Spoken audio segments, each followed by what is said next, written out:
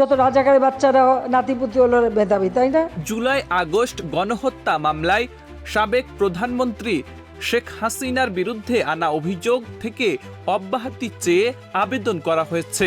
আজ সোমবার আন্তর্জাতিক অপরাধ ট্রাইব্যুনালে অভিযোগ গঠনের শুনানিতে রাষ্ট্র নিযুক্ত আইনজীবী আমির হোসেন বলেন, শেখ হাসিনা আন্দোলনকারীদের রাজাকারের বাচ্চা বলেননি, বরং তা ভুলভাবে ব্যাখ্যা করা হয়েছে। সাবেক প্রধানমন্ত্রী রাজাকারের নাতিপুতি এইভাবে উনি বলতে চান না এবং বলেনও নাই। মামলার অপর দুই আসামি হলেন সাবেক স্বরাষ্ট্রমন্ত্রী আসাদুজ্জামান খান কামাল ও সাবেক আইজিপি চৌধুরী আব্দুল্লাহ আল মামুন। সোমবার সকালে মামুনকে প্রিজন ভ্যানে করে ট্রাইব্যুনালে হাজির করা হয়।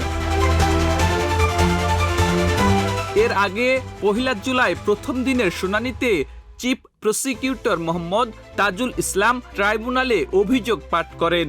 শুনানিটি বাংলাদেশ টেলিভিশন ও অন্যান্য গণমাধ্যমে সরাসরি সম্প্রচার করা হয়।